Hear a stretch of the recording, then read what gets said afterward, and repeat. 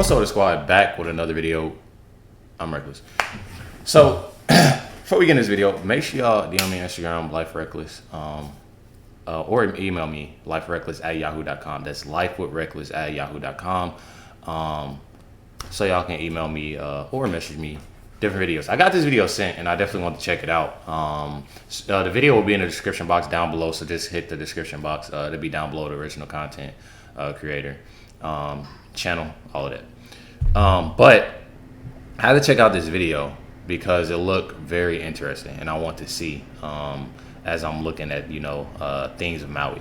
But before we get in this video, please hit that like button, that subscribe button. Let's get right into it. August 8th, 2023 marked the start of the deadliest wildfires in modern history on Hawaii, in particular on the island of Maui. As of August 15th, 99 people have been declared dead, with hundreds still missing, with survivors bracing for the worst. The causes leading up to the fire and the level of incompetence from local governments is pretty staggering. But there's also much more to this story, from investors and billionaires trying to buy up land to shady players trying to rebuild Maui as the world's first smart city. So what's really going on? And how did we get here? And what can be learned? Let's figure this out together. I'm Ricky, and this is 2-Bit Da Vinci. Pause that right there. This is the channel name, so y'all can also see that. I really didn't want to make this video. I just made a video about the Canadian wildfires, which are still ongoing. And I also made a video about El Nino 2023 and how it was going to be really intense. Well, this would appear to be the first devastating effect. So let's start with what we know so far. On August 8th, around Maui County, authorities got the first reports of fire by 6:37 a.m. Police were circling neighborhoods on megaphones trying to convince people to evacuate, and they used nearby hydrants to fight fires. But these so this is how it all started. That's what I'm glad somebody sent this video, because I want to know how everything started and, true calls to evacuate were met with strong reception because wildfires in Hawaii have quadrupled in recent decades. In August 2018, for example, brush fires broke out as Hurricane Lane neared Maui. The fires engulfed more than 2,000 acres and forced dozens to flee their homes. This can be really important. We'll get back to that in a second. Again in 2019, large fires also whipped through Maui, burning roughly 25,000 acres of former sugarcane land and dry brush as Hawaii endured record high temperatures. So how did local governments respond? Well, they put out this, the State of Hawaii Comprehensive Emergency Management Plan, in February 2022. Here they've ranked how different natural hazards could potentially affect Hawaii. So where did wildfires rank? Near the absolute bottom. And what's really surprising is they have a low score for the impact and risk to people. That sounds a bit insane, but we'll come back to this. Trust me, there's a lot to unpack. There are currently 3 active fires: the South Maui fires, Upcountry, and the West Maui fires. The fire that burned Lahaina resulted in most of the destruction, and it was from the West Maui fire. As of Monday, August 14th, 99 fatalities have been confirmed, and it's the largest number of deaths in an American wildfire since 1918, when 453 people died in the Cloquet fire in Minnesota. Based on a crowdsourced database circulating on social media with a list of over 5,200 people, some 1,130 individuals are still listed as not located. So those fatality numbers are likely to go up, and that's absolutely heartbreaking because it's not even really fully safe to get back out there. At least 2,200 buildings were destroyed in the fire. 86% of them were residential, according to Hawaii Governor Josh Green. At a White House briefing on Monday, FEMA Administrator Deanne Criswell said that more cadaver dogs were on their way to Lahaina, but that the search was extremely hazardous and would take time. Based on reports from local officials, the 99 fatalities reported are based on only 3% of the destruction searched so far. So those numbers are gonna go up. The state's vaunted integrated outdoor siren warning system, the largest in the world with about 400 alarms, was not activated during the fires. So that's wild. And none of them turned that's wild. The largest in the world. The largest in the world. Didn't even. With about 400 alarms, was not activated during the fires, according to the Hawaii Emergency Management Agency spokesperson Adam Weintraub. On Maui, the second largest island in the Hawaiian archipelago, there are 80 outdoor sirens to alert residents to tsunamis and other natural disasters. They sat silent as people fled for their lives. Nobody at the state and nobody at the county attempted to activate those sirens based on our records, said Adam Weintraub in an interview. While Maui's warning sirens were not activated, emergency communications with residents were largely limited to mobile phones and broadcasters at a time when most power and cell service was already cut. Most weren't prepared to anticipate just how quickly fires could spread. Now, let's take a minute and talk about the science of how this fire likely started. First of all, we do not officially know what started these fires, but here are some of the conditions present that led to this event. Maui was in a severe D1, D2 drought rating for most of the season leading up to this, and it was more dangerous than even California, that's really prone to wildfires. It was also hotter than usual, partially climate change and partially the El Nino of 2023. I have an entire video about what is going on with that, which I'll link below or in the description if you want to check that out after this one. Now, as far as lightning strikes go, I used the Blitzoctune database, which I used for the Canadian wildfires as well, which actually did show a correlation between lightning strikes and fire starting. But here in this case, I couldn't see any examples of any strikes actually happening on Hawaii in the 24 hours or 48 hours leading up to the fire starting. Then there was Hurricane Dora. Dora did not directly hit the islands, as you can see by this amazing visualization from Zoom Earth. It passed about 500 miles south of Honolulu. Around the time when the fire started, you can see what was happening here. Dora did not directly hit the islands, but it played a vital role in the Lahaina fires. At its closest, it was about 500 miles off the coast of Maui.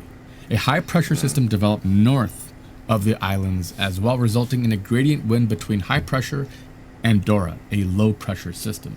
This is the approach of Hurricane Dora right here, right? And you can see that the gust speeds start to really pick up. So the highest wind gust that I could find was about 62 coming off of here. And because of the hurricane and the high pressure system, you've got 62 mile an hour, super high gusts of wind coming over the West Maui mountain range and down into the basin of Lahaina. Hurricane Dora was a huge part of this story. And what's amazing is that this hurricane started as a tropical depression back in late July, and it traveled almost 10,000 miles, starting in the Atlantic and going all the way across the Pacific. Pretty insane. And as you can see, even though it didn't make landfall and it was still 500 miles away, it had a huge impact on what happened. And as you can see here in this visualization, Dora remained a Category 4 all the way through passing Honolulu. Here in green, it was a low tropical system, picked up, Category 2, Category 3, and it was Category 4 all the way until it passed the Hawaiian archipelago. This resulted in gusts between 45 and 60 miles per hour over Lahaina and actually 80 mile per hour over the Big Island of Hawaii. So the net result of these two weather systems, 45 to 60, 65 mile per hour winds over Lahaina and 80 mile per hour winds over the Big Island. So again, we don't know for sure, but I think the most likely cause was downed power lines that were still energized. Hawaiian Electric stock plummeted 40% Monday morning after a class action lawsuit filed over the weekend alleged that Maui's devastating wildfires were caused by the utility's energized power lines that were knocked down by strong winds. There are several videos on X, formerly Twitter, where residents shared scary sights of power lines swaying in gale-force winds. Again, this hasn't been confirmed, but based on timelines, it's at least the most probable cause. Some reports show the people of Lahaina losing power as early as 4 a.m., a few hours before the fire started. And this is actually what caused the 2018 wildfires that devastated the town of Paradise in California, the Camp Fires, which began on November 8, 2018, when a suspension hook known as a C-hook of a nearly 100-year-old transformer tower in the Sierra foothills in eastern Butte County broke, causing a power line to fall against the metal tower and sent sparks into dry grass below. PG&E, the utility responsible in California, pled guilty to 84 counts of manslaughter in 2020. Sadly, aging infrastructure and poor modernization efforts have plagued the U.S. for decades, and with severe weather, it's only going to get worse. So in a lot of ways, this was a compounding of a lot of really unfortunate events. Another is that the New York Times reported that the town's water system may have also failed to maintain water pressure. So as firefighters tapped into fire hydrants, there was actually not enough water pressure to fight these flames. How was the water system run? Was it run on electric pumps? In which case, if the power goes out, do the water pumps go out? Was there water towers with elevation? It's tricky. I don't know, I'm not saying much. I'm just trying to soak a lot in, y'all. So y'all looking like, oh, Recklezz ain't saying.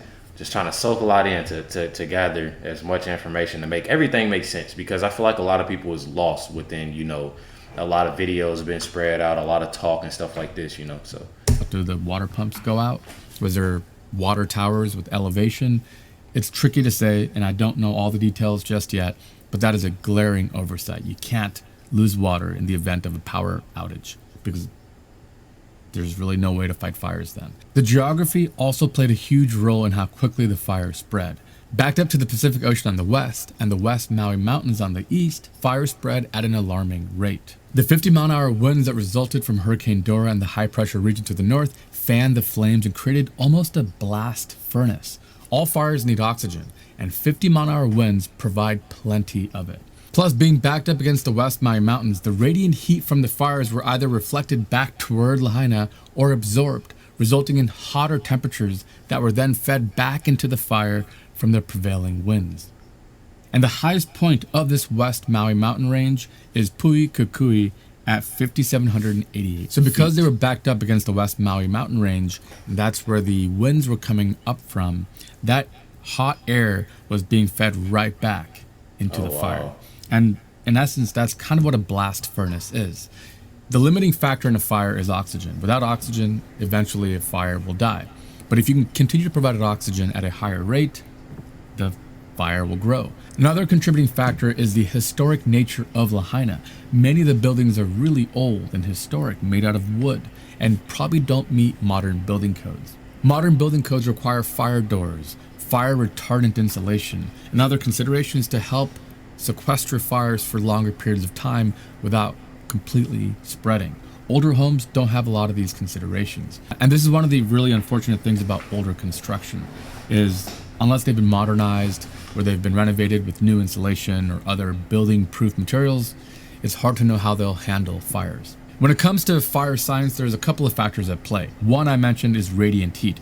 All things above absolute zero radiate heat. You can typically measure that in infrared spectrum, and that's how IR goggles work, or like FLIR imaging cameras. And in this case, the radiant heat didn't just spread everywhere, it was backed up against the mountain range, so at least half of that heat was being absorbed by the mountain, increasing the temperature of the incoming wind. The second is convection, when you have air moving over something. And in this case, mostly natural convection, because hotter air rises, cooler air comes in, and you have a natural cycle. Third, we have embers. Embers are the things that you see that get picked up by the wind and travel over the air and can land on another field and spread fires that way. Hey, and this is for the youngest watching, because I don't want y'all to be like me. It's for the youngest watching. This is a prime example when kids, when teenagers be in school and be like, why do we have to learn this? We don't never have to learn this when we get older, when we do this, prime example right here. Stuff that you want to know, It's never too late to know these things, but it's good to know and pay attention. Picked up by the wind and travel over the air and can land on another field and spread fires that way. But then there's also fire brands, which are larger objects thrown literally by the wind during a fire. So this could be anything from like a roof tile or anything that gets caught by the wind while on fire. And then there's flashover, which is essentially when wood gas flows into an area or pocket and ignites like a bomb. There's actually some videos that I've seen where there's like a fireball rolling down the street, and that's likely what this is. When the outer bark of a tree starts to ignite, it can release a gas that's actually kind of explosive. It's like a biogas.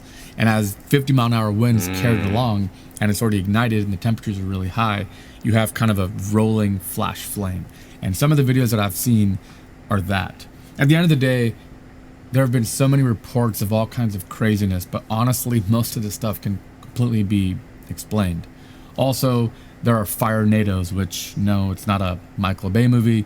It's just the process of extreme convection where fireballs seem to take on a tornado shape because of just how hot they are and how quickly the heat rises, pulling the flame with it. Here's another consideration that came into play. More than 400,000 hectares of the island is covered by invasive, fire-prone grasses, which help the flames continue to grow. To understand the modern state of affairs in Hawaii, we need to do a little bit of historical research. The Dole Fruit Company stopped growing pineapples in Hawaii in 2009, after like a century of doing so. Secondly, Alexander and Baldwin Inc. spent all of 2016 shutting down its 140-year-old sugar cane plantation. Remember the fires of 2019? Those happened on deserted old sugarcane plantations. Thirdly, as ranchers introduced cattle onto the island of Hawaii, they started to grow grass to feed them.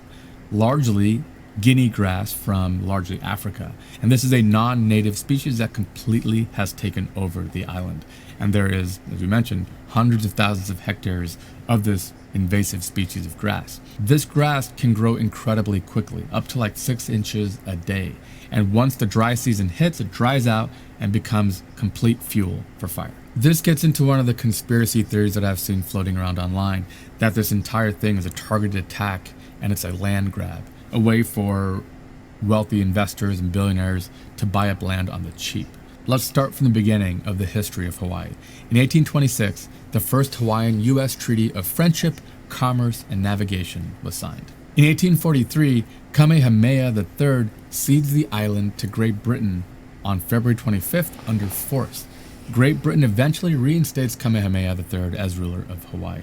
In 1845, with growing fears of a foreign takeover of Hawaii and its land, the Board of Commissioners to Quiet Land Titles is established. An act authorized the sale of government land to foreigners. In 1848, Kamehameha III's land distribution, the Great Mahele, begins. It's a process rather than a one-time event where lands are divided between the king and chiefs. And this is where the beginning of the distribution of Hawaii begins, because before all of this, Hawaii was not owned by any individuals. The people of Hawaii believed that the land was owned by God. But now King Kamehameha III fills his cabinet with foreign ministers. Not everyone is pleased with the growing influence of missionaries. It's a new era of prosperity for missionary families as they start plantations growing things like sugarcane and pineapple. In 1893, the Committee of 13 renames itself the Committee of Public Safety and declares the throne vacant on January 15th. The U.S. overthrows the Hawaiian monarchy, and Sanford Dole, a missionary descendant, negotiates an annexation treaty with the Harrison administration. But President Cleveland delivers a message to Dole asking for his resignation and to restore the legitimate government of Hawaii to power. Dole refuses. On January 3rd, 1893, the independent Kingdom of Hawaii is illegally overthrown. On January 16th, 1893, the Committee of Safety asked U.S. troops to protect Americans as they brought down the Hawaiian monarchy by force. The Queen yields her throne, believing that the legitimate U.S. government would do the right thing and reinstate her. In 1894, the Dole government declared itself the Republic of Hawaii. And fun fact, for about 4 years, Hawaii was its own country. So the Republic of Hawaii had its first president, which was Sanford Dole. On July 7th in 1898, through a joint resolution of Congress, Hawaii is annexed. All Hawaiian crown lands are ceded to the U.S. Come April 30th, 1900, Hawaii is a U.S. territory, and Sanford Dole is appointed the first governor. If that name sounds familiar, well, that's because James Dole is the cousin of Sanford Dole, and he started the Dole Fruit Company and started... You learn something new every day. I knew that last name. I'm like, hold on, this sound. I be seeing it on the little cans, the little pineapple cans and stuff like. Oh, okay. Pineapple plantations all along Hawaii. December 7th, 1941, Japan strikes Pearl Harbor and martial law is declared. But surprisingly, Hawaii still wasn't a state, because Hawaii wouldn't become a state of the U.S. until 1959. Why does all this matter? Well, the history of Hawaii is a really sad one, and that's why the people of Hawaii feel so proud of their culture and they try to preserve it as much as they do. The U.S. literally just stole Hawaii from them, made them a territory, made them a country, made them a state. And this is all without their approval or authority or their willingness. And on top of that, big companies like Dole have rolled in, brought plantations and other things, brought cattle, brought guinea grass, and other things that have contributed to these fires. When you bring in an invasive species to an island that didn't have them, you're completely shifting the entire ecological structure and balance. And in this example, because of the dry spells and the rains and the falls, you've got incredible dead brush that can cause fires. So all of that kind of plays a role. Now, in terms of one of the conspiracy theories that this is a big land grab, let's break this down a little bit. So one of the arguments that I heard is that all the rich people's mega mansions didn't burn and Lahaina did. Well, there's a couple of things to that. The rich people... Well, I know that he said that something about... I wonder if he's going to say this, but I don't know. Looking at the fact of it is a little odd that happened, but then again, I feel like he's going to say about the older buildings that was in, and then they're making new ones, or they made new ones on the. I'm hoping he not going to say that, but I really got a feeling that mansions didn't burn and Lahaina did. Yeah. Well, there's a couple of things to that. The rich people's mega mansions are new construction. They're Exactly. New construction. New construction, and then, which I don't know. I mean, like I said, this is why I wanted to react to this video to gain built information. with modern building codes with fire resistance in mind. Also, they're massive acreages where the homes are separated from each other by, in some examples, miles or acres, right? Also, they all have beautiful, lush green grass that's very well manicured and very short. None of that is much of a fire hazard compared to Lahaina with their old wooden buildings and much higher density of buildings. That could be a contributing factor, but again, I'm just speculating at this point. Exactly. But at the same time, the housing that was in line, like, I'm confused on like how those burned and stuff like that, but those mansions didn't. The people that's not higher up theirs didn't. Like, that's what's making it a little weird. Like, I'm sure all those homes aren't old construction. So it's, I don't know. The second thing is that this is a land grab. And I think that has tainted this entire tragedy. And I think we are losing focus of what really matters, which is the people of Hawaii and all the people that are still missing to this day, right? If we look at this as people with directed energy weapons, which that's just a term that I absolutely hate, because there was a post on social media saying that this was a direct energy weapon attack, which was totally debunked. And in fact, it was a transformer that was sparking in Chile years before. We lose sight of what really matters. Now, is there a land grab component? Yes, because I've also seen people on social media, people in Hawaii, claiming that they've been called by investors, by realtors, asking if they want to sell their land right now. Or a lot of people I've been hearing a lot of people that is being evicted from their homes. So I have heard that. I feel like it's a lot of stuff that still needs to get out there. I don't know. It's a lot of weird stuff. The things that they're doing down, how they're doing it down in Hawaii. It's a little weird. I don't really, because people are probably panicking. They've lost their entire livelihoods, everything they own. And how will these insurance companies pay out? Are they going to go bankrupt? It's really hard to tell, and it's an incredibly scary time. But to be so incredibly selfish as to call these families in their most vulnerable moment to try to buy up this land now on the cheap is horrible. So two things can be true. This could just be an act of nature, and there can be absolute horrible human beings on this planet who are always trying to take advantage of things. And I think that's exactly what's happening here. There's an article on the BBC that I thought was quite insightful because they really did a good job of disproving some of this stuff. This is the direct energy weapon post, and I hate these titles. Like, I was warned not to post this video. So stupid, because this is a freaking lie. This is a transformer exploding in Chile. That does happen sometimes. It's not a direct energy weapon. Here's another one that I saw on social media. If the fires in Hawaii were natural, then what is this, right? This idea that, first of all, you never know if something's photoshopped or not, but like, what is going on here?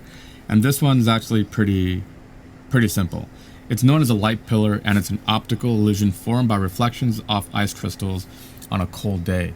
But what happens with cameras and glare is pretty interesting. For example, look at this light right up here.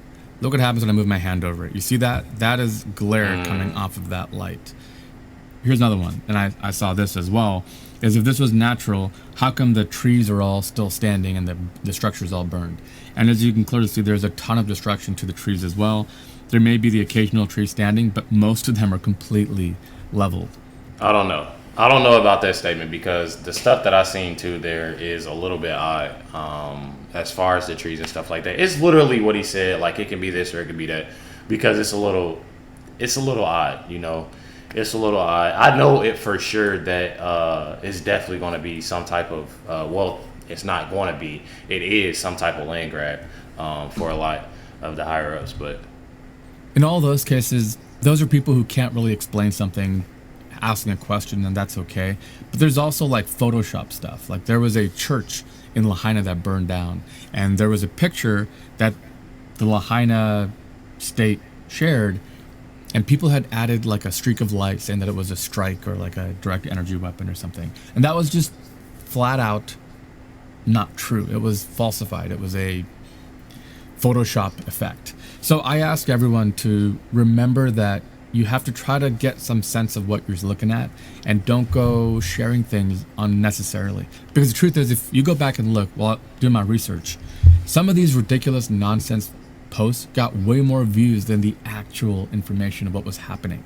And that is a shame and just a huge disservice from our social media culture. But I urge all of you guys to try to keep in mind that a couple things can be true. There can be huge land grab potentials during controversies and during tragedies, but that doesn't mean that they were the ones that caused it. Now, I'm not here to tell anyone how to think or what to believe about anything. I hope you can start to see that this was kind of a perfect storm, and Hawaii was not prepared. This here is Lahaina, and there's literally one road to the north and to the south to come in and out. If anything happened along these paths to block it, there would be no escape route for any of the citizens living in these regions. I think Hawaii deeply underprepared for the potential of a fire. And like we mentioned with Hurricane Lane in 2018, hurricanes stoking huge gusts can have huge ramifications. Also, the Hawaii Energy Company should really probably be at blame as well, and they already are, because you have to start thinking about burying these lines. Anytime you see power lines overhead, that is a potential for failure, right? Because if heavy winds or any other natural disaster come rolling through, you're going to have down power lines on top of everything else. And that is a bad recipe for disaster. If these companies could invest the money to bury these lines underground where most new construction is putting them, we would be much better off. But the challenge is we need to hold these companies accountable. PG&E, have they learned their lesson after what happened in Paradise in 2018? I'm not sure, because some of these companies will make the decision, it's cheaper just to settle the occasional lawsuit than it is to actually fix these problems. We're talking about hundreds, sometimes thousands of miles of power lines. This is not an easy problem, but we're going to continuously have situations like this arise if we don't bury power lines, if we don't better equip ourselves and be better prepared, if we make sure that our alert systems work. And that's what I'm saying. Like you it's hard not to be prepared when weird stuff like that is. Like you having the largest alarm system and they didn't go off and that's what's kind of weird to me. I feel like it's a lot of stuff that can be true of natural, and it's a lot of stuff that can be true of, they say, conspiracy or, so it's a little bit, I don't know. I don't know. It's kind of hard. It's definitely hard to tell because it's so much stuff that can be correct with it being natural. Seeing different videos, and I'm going to look at obviously at more, but seeing different videos, and it's just hard. It's definitely hard because it's like they're making it hard. When I see different videos, and I just seen him saying that it was two different roads going that way and going that way. Why did I hear that being blocked in, people being blocked in, or people can't go? It's hard to. It's literally. I don't Case know, of the Hawaiian state government, by the way. The big blame I would put on them is their siren system and not using them. If I lived in Hawaii and I saw a fire, and fires are pretty common, like we mentioned, 4 times more likely in recent decades, I wouldn't overreact unless those sirens went off. If you have a siren and don't use it, you're doing huge damage and disservice because people expect those sirens to go off, alerting them to take action. And if it doesn't, the largest. The fire's contained, we'll be fine. No reason to overreact and panic. But if you have those sirens and don't use them, bad things can happen. And that can never happen again. They need to have their own power systems that run outside of the grid. That way they can have power even if the grid goes down. Solar powered. But that's just one thing, though. It's a lot of other things that happen, just not, I don't know how they would do it, but those systems have to work, and that is a huge problem. By the way, one more piece of controversy, and this is, you can't make this up. The same Maui police chief, John Pelletier, was also the incident commander for the Las Vegas shooting that was mired in conspiracy theories as well, where, one of the big worst shootings in American history. And now he's here in Maui. You can't make this stuff up. But through all the noise, my goal to be the engineer's guide to the galaxy is to find the signal through the noise. And what I see is a need for us to figure out how we can do better in the future. We have to take concrete action because fire is going to be one of the new hottest natural disasters over the next 10 years. Because of general warming of the oceans, we're going to have worse storms. That storm, Hurricane Dora, traveled nearly 10,000 miles. That doesn't normally happen. Our hearts here are with all of you that are impacted by this. This is a true tragedy, Definitely. and it's something that I haven't been able to stop thinking about, honestly. We just donated money to the King's Cathedral in Maui, who are kind of on the ground doing a lot of good work out there. We'll put a list in the description to other resources. Yeah, y'all let me know if this is somewhere that, that's good, because I know a lot of people saying that don't send your money to some areas or some people and some fundraisers. But y'all let me know in the comments if this is. Also, let me know in the comments of what y'all think about what was said. Like I said, me personally, that's why I'm looking at more and just seeing different things and what's going on, because it's definitely, something that has your mind going of what really happened, what's really going on. And he's looking at the fact that it's more of natural rather than, something that was created by man, which I don't know, and woman. But I don't know. I don't really know. I don't know. It's hard. It's really hard to very hard to think about. Some hard to think about. It's a lot that's going through my mind with it. Prayers goes out to the families in Maui, because it's definitely a sad thing. It's definitely a sad thing. It's something that my prayers go out to, because it's something that's serious. Something, especially when you don't have answers about anything. But please, let me know y'all thoughts down below. If there's other videos y'all want to check out, make sure y'all email me LifeWithRecklezz@yahoo.com or DM me on Instagram, LifeWithRecklezz. Definitely want to check out some more. Appreciate y'all. Much love to y'all. Thank y'all for everything. Catch y'all next one.